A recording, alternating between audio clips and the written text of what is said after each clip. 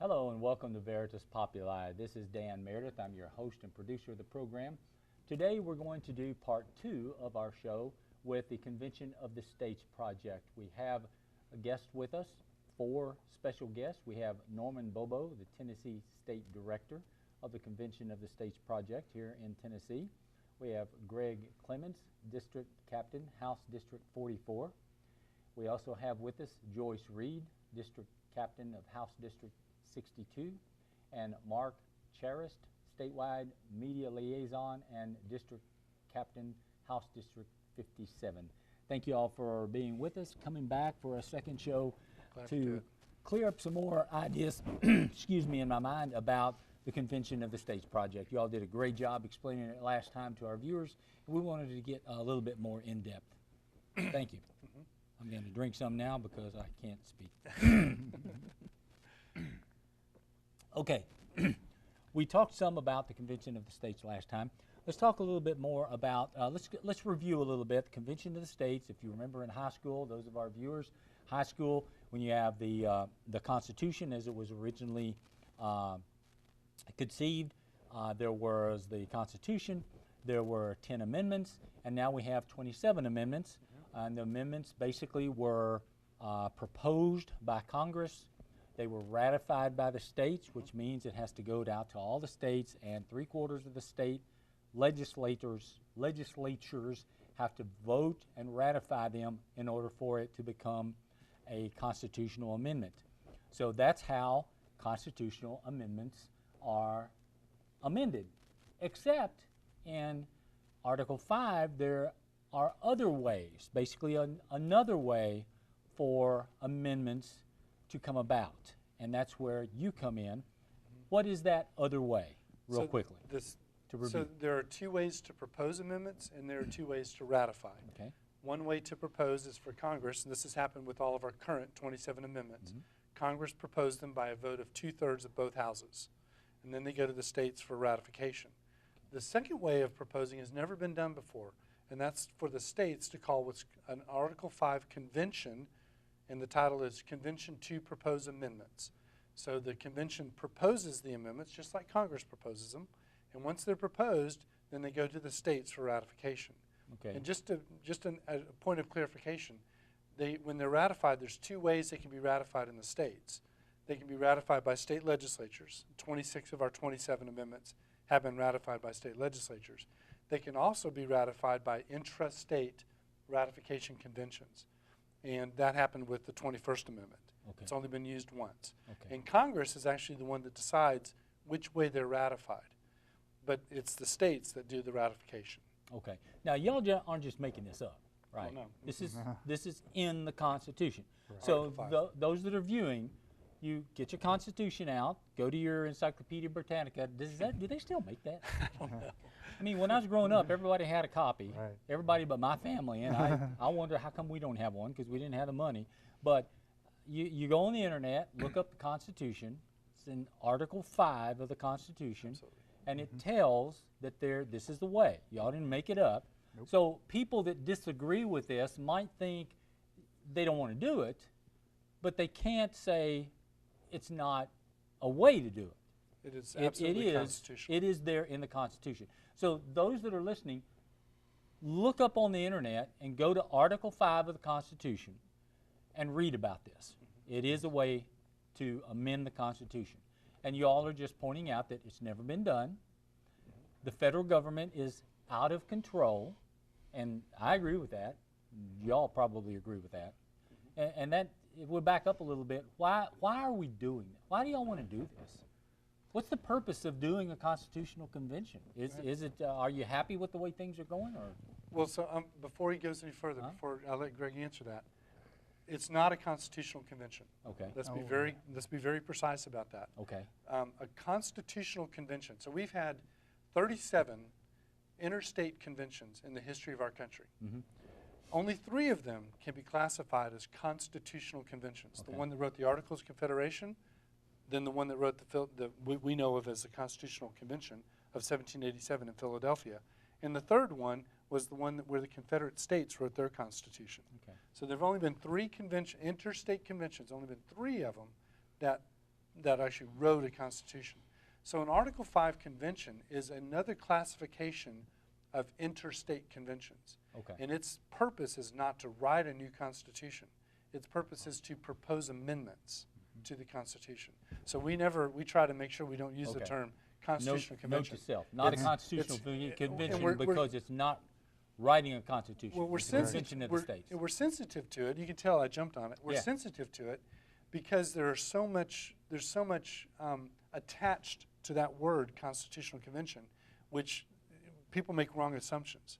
Okay. So it's a convention to propose amendments. Okay. But I'll let Greg answer the original question. Remember the old TV show where you had the clown come in with the hammer and hit somebody in the head? You get that. Come in here when I say something like that. Okay, go ahead. So why we're doing this was the question, and I think there's we know that you mentioned that the government's out of control, and it is. But in particular, there's three areas that we're trying to address, and one of those is the financial area. We know fiscally we have $20 trillion in debt, which has doubled in the last 8 years from 10 to 20. That's unprecedented. That's going to kill this country if it's left unchecked. We have the federal reach.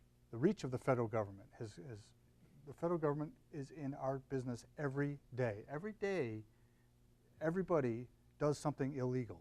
Mm-hmm. You know, you don't know it, but you're doing something illegal based on all the rules that are in this book right here. And thirdly, we know that we have to address things like term limits, right? We talk about term limits all the time. We talk about the bureaucracy and the establishment, right? There's people that have been in Washington forever, politicians and bureaucrats, and there's just too much power there. So we know that we have to address those things, and that's specifically what the Convention of States Project does. In our application, it addresses fiscal responsibility, the scope and reach of the government, and term limits. Okay. Now, we talked a little bit since the last show. I asked some questions, and we discussed this a little bit. What would a Convention of the States look like? Now, I know what the House and Senate looks like. They get together. You know, you see a picture of it. You see 435 seats. You get these clowns, that get together and they push buttons or they vote. You get Charles Schumer up there and he cries, and you know, you get the Senate, they do their thing. What would a Convention of the States look like? Would they meet in a convention center in St. Louis? Would they go to Washington? Would they meet for a week, a year? Would there be 10 people from each state, 1,000 people from each state? How would they be elected? What would it actually physically, what would this look like? Anybody want to take it? Well, first of all, the time and place is determined by Congress once the applications are turned in, and 34 states have called for it. So when you're talking about call for it, and Congress has some say in where it is. Oh, okay. And so when the states say we want to do it, and then Right. Congress can't say, no, you're not going to. Right. They're obligated to respond. So like when you're asking like what city, that's going to be up to the United States Congress. But once that happens, delegations from all 50 states will go, and their delegation size and what they do is determine the state, but each state only gets one vote once they get into their convention and they start having that dialogue on like when he talked about term limits, what does that look like? Okay. And a good example of that, if you go to Convention of States YouTube channel, we actually did a mock convention back in September of last year in Virginia, and how it works. Once you get there, they decide. Those folks vote on who's going to lead the convention as far as executing the rules of the convention, not telling everybody what to do, but making sure that it's done the way the Constitution spells it out. So that occurs. So again, they decide based on that application. If you notice our application, what we talked about is specific in scope to a topic, but not so specific we're already kind of having a convention before a convention. That is what the convention is for, is to have that dialogue and that discussion and that debate. And what's really great about that is you're not really having a political discussion on who wins and who loses and who gets more power and all of that. You're really saying what works. If we're looking at fiscal restraints, What are we restraining and why? Why does that work? Why is this better than the other thing? What really drives the economy? What really dials back the financial power of the government? And that has nothing to do with if the Republicans are in control, the Democrats are in control. It's a good idea or it's not. And that's why us getting, just to have that conversation as a country of having a convention is so critical if we're ever going to change. Because like you had, instructed your viewers, go look up Article 5, what you'll find is there's only two ways this is going to go down. Either somehow Congress is just going to wake up and say, we're going to police ourselves and do the right thing and be more concerned about other people than ourselves, which is not going to happen, or the states are going to call for a convention and we're going to put some principles in place that guide us in the future. So that's what that kind of in a nutshell looks like, but it's open enough to have that great dialogue. But also keep in mind, as I said, the states get one vote per amendment that's proposed. All of that still has to go back to the states for ratification. And it's just a discussion at first. Right. And they're just proposing. And that's the exact language in Article 5, to propose amendments. So having that convention doesn't mean it's done right then and there. And also, let's look at conventions for just a second. You think about conventions that were pretty normal from 1776 to 1787 because we didn't have a elected Congress. That's how they did stuff. They had conventions. That was very normal. But think about living back then in the late 1700s. If you were a farmer in Pennsylvania, you might hear about what happened at the convention days, weeks, months later. Maybe you never heard about it at all, which is probably more true.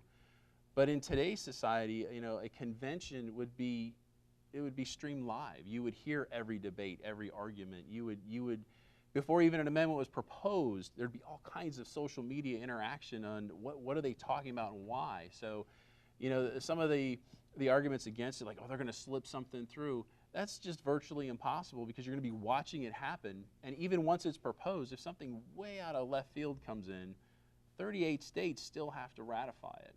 And that's a pretty big hurdle when you think about trying to get any level of government to agree on any one thing. Imagine getting 38 state legislatures, not legislators, their entire state legislation to agree on the same thing. That's a pretty high bar to propose something and have pass. Mm-hmm. Okay, so now is the one vote per state, is that in the Constitution? What I'm imagining is if they come together for a convention, why would New York not say, wait a minute, we've got more people, so we need to have more votes on this? As far as the almost a constitutional convention, the convention of the states, what are the guidelines to say one vote per state as opposed to proportioned by the size of the state? So is that written down in the Constitution? No, it is not actually. The text of those words, one state, one vote, is not in Article 5. However, I'm gonna give an example. How do we know that a jury has to convict by unanimous only? The conviction has to be unanimous only. The Constitution doesn't say it has to be unanimous. Well, how do we know that, right? That if I'm going to be convicted on a criminal offense, it's got to be unanimous. Well, we know that because of the history of jury of peers, right? And that language, what the jury of peers meant, was unanimous. So when you go look at the word convention in Article 5, if you look at it, it doesn't have any detail. Well, why doesn't it have any detail? Were the founders lazy, or were they stupid and they just didn't want to tell us? Or why didn't they give us more detail? Well, the reason why they didn't give us more detail is because they knew what conventions were. They had been doing, there were 11 of them, as you mentioned earlier, 11 of them in the years between 1776 and 1787. There were 11 conventions, one per year. Not only were the people coming from the states to attend the conventions, but the state legislatures were sending them. So not only did the people at Philadelphia know what a convention was, so did the state legislatures that ratified the Constitution and looked at the word convention and they said, oh yeah, we know what that is. And so that was the end of it. All of those conventions historically, the precedent, one vote per state. Without exception. Every single one of them was one state, one vote. Without exception, the state legislatures selected the delegates. Without exception, the convention created its own rules. Without exception. I mean, you can go through the history and you see exactly how they all ran. So what you're doing there is you're answering what was in the mind of the founders when they wrote the word convention in Article 5. Well, you just have to answer that question. What was in their minds? Well, you go look at their history. Was it George, I'm sorry, Mason? well, Roger Sherman. Oh, right. When he was attending the Philadelphia Convention in 1787, that was his 5th convention. He attended 5 of them. Ben Franklin had 30 conventions in his lifetime. There were 30 of them in his lifetime.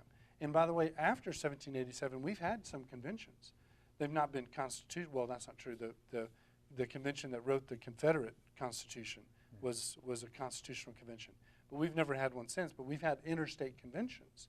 We've done conventions. And by the way, there's one that occurs every year now. Most people don't know about it. It's called the Uniform Commercial Code. The states get together today in convention every year, and they modify the Uniform Commercial Code. They don't run away. Nothing crazy happens. It just goes. And this is unique. It has additional power, but it's still just a convention. Does that make sense? And it's not like the political conventions that are run by the parties. These are conventions that are run by the state legislatures. So when you hear people say, we don't know what this convention is, what that means is that they haven't gone back and done their history. They haven't studied their history.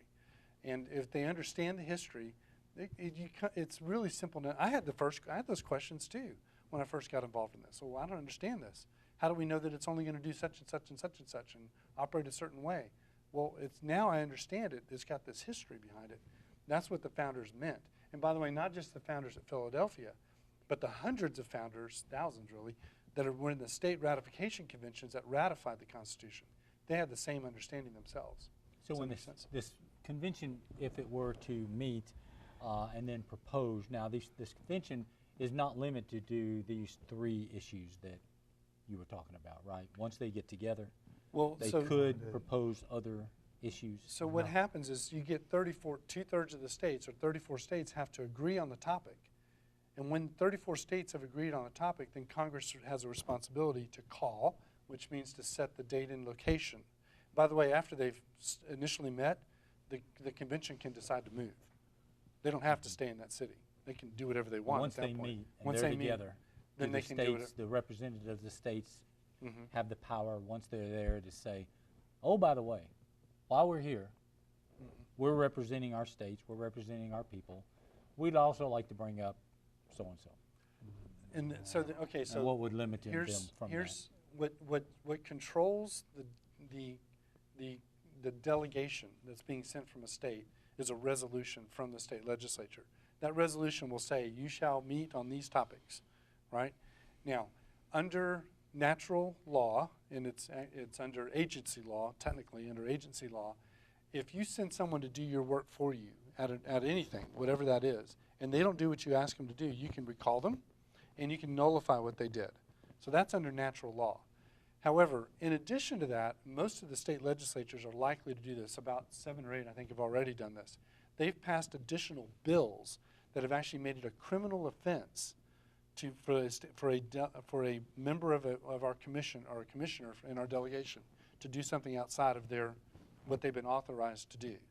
Okay, so here in Tennessee, we have that. It's a Class E felony, 6 years in prison and fines if they go outside of the resolution that sent them and the topics in that resolution. Yeah, so when you think about like this past recent presidential election, when we talk about the Electoral College and those electors and all the hype about, hey, get them to change their vote, and that subject came up, is, hey, they're selected as electors, but they have to follow through with what that vote was. Same principle applies. So that's also another great stopgap, if you will, of any kind of runaway convention, is these states can say, you stay on these topics, you represent what we want, or you're going to face penalties. Yeah. And so that's what's going to help keep that to where it needs to be, so we can have the right discussions on the right topics. So well, I mean, as far as the electors, though, I mean, from my point of view, the argument would be there were some electors that changed, but the penalty was $50, right. Low level, but the great majority didn't. So I would see that as the argument would be, it'd be very few, and sometimes the penalty, if they were changing the nation for the good, some people would say, give me liberty or give me death, I'll take the penalty. But I would think it would be a small number. And but there are other controls. It's not just on it's not just the control of the delegations themselves and the state legislatures controlling the delegations. There are also controls in the process. If somebody proposes something at the convention and another state objects, the convention could You would decide have to get the majority of the states. of the people to buy in. Right. And then you have to go back to your state Absolutely. and have Three-fourths don't you, of the you have to states. get the 3/4 of the states To ratify. to buy into it. Yeah. But Before it Norman- actually becomes Ratify. active. what Norman's talking about is at the convention, there can be rules so that if somebody proposes something outside of the topics, they could be called out of order. And just like in a regular legislature, there can be penalties for that. The sergeant at arms does whatever they do, and that's Kick them out. kick them out. They're gone. And there, I mean, so in addition to that, there's also the possibility of, when it comes back to Congress, because Congress does actually distribute it to the states. So the convention proposes, it goes back to Congress. Congress is the one that actually distributes it and says, you're going to do this amendment by you're going to ratify by state legislatures on this one. You're going to ratify by interstate conventions on this one. Congress could refuse to send them back if they weren't on the topic. So there's multiple layers of stopgap in this process. Does Congress have the power just to ignore the whole thing? If it comes to Congress and it says That's a great question. term limits They don't for wanna do it. congressmen, and Congress says, oh, we're not going to send this out. Oh, wow, it fell into the shredder. We I don't would know what imagine happened if to they it. want to be reelected, they wouldn't. Now, could they physically? Sure, they can kind of do whatever, and of course that They would do create, now. a challenge with the Supreme Court, and it could come to that if they went down that road. But given the fact that, the highest, popularity they ever seem to have is somewhere between 9, 10, 11%, if the people are the ones pushing the states to have the convention, and now you've got some really good amendments proposed, the last thing Congress is going to want to do is be that blockage. And if that's the fastest way for term limits to happen is all those people would be, sent home and new people be reelected. So it would not be a good political smart move on their part, either political or constitutionally. I think we would win that battle in the Supreme Court all day long. And I'll just add one more thing to this. If Congress really, truly wants to be, and they demonstrate that they are truly that intransigent, that they really are going to resist this much. I mean, this is a concerted effort of all the states, and they're really going to be that intransigent. I'd rather know that now than later. Let's go ahead and figure that out. Are they really good? Let's test them. Let's put them to the test. And if we find out that they're that bad, then we know what we have to do, right? Where are we on the project? You said that it's already passed in Tennessee, but where, as far as the states, is there a limit on this where the other states have to buy in by a certain time, or is this forever, or where are we? I don't think there's any time limits as far as how fast we have to go to get there. We have, I believe, 8 states that are passed.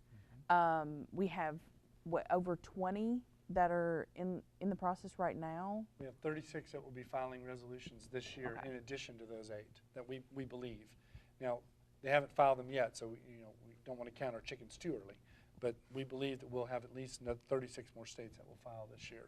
And Yeah, I heard through the grapevine that Tennessee filed the resolution and then had to be reworded, or is that true? Or? No. Okay. Everything is cool in Tennessee as far as you all Well, are concerned. one of the things that we do need to distinguish is that there are multiple Article 5 efforts that are going on, okay? Okay. So there are other groups that are also attempting to do Article 5 efforts across the states. And we've got 2, in Tennessee, we've got 2 applications that are live, that are active, that are real, that have been passed by the state legislature and sent to Congress and put in the congressional record. We actually have a technical issue with the congressional record. I'll come back to that later, maybe. But the first one is for a balanced budget amendment. And I won't go into the language, but it's for a balanced budget amendment. And that was passed in 2014. And ours was passed in the Senate in 2015 and the House in 2016. And ours has those 3 topics that we talked about on the last show. Well, there's a question that arises. If we already had the balanced budget amendment, it was in more states, it's in more states, it's been passed by more states, why would we do another effort? Why not just go with the flow on the BBA, right? This is why we don't want to go with the flow, because the balanced budget amendment alone is not going to solve, is not going to solve the problems that are in this purple book. that we talked about in the last show. This is the annotated Constitution, almost 3,000 pages. Balancing the budget, all that does is ensure that the things that are going on in this book are paid with current taxes instead of future taxes. It doesn't actually stop this. And so we wanted a broader application that could do more to get rid of this and not just try to balance the budget, if that makes sense. Sounds good. Okay, sounds like you all have a big job ahead of you, but it sounds like you've done a lot of work so far. Very organized, got some intelligent people here working on this, professional folks that have done a lot of work. Very organized throughout. I guess you all are working in all 50 states now? 2.1 million supporters across the country. We are organized in every 50 state. We've got over 2,000 district captains like these people here. We're extremely organized. Okay. Well, as I said, I appreciate the viewers listening in. Like to invite everyone to go to the Convention of States, just the webpage. What is that again? ConventionOfTheStates.com. ConventionOfTheStates.com. Go there, learn more about this. If you agree, fine. If you don't agree, fine. However, what we want you to ask you to do is study. Find out more about this subject. Find out more about the Constitution. And what we want you to get out of it more than anything else is to find out what the Constitution says. Find out more about the federal government that encroaches on our rights, and the federal government that is not following either this or the annotated Constitution. They are not following the law, and we need to, as a people, try to do something about it. Veritas Populi, truth for the people. Thank you for watching.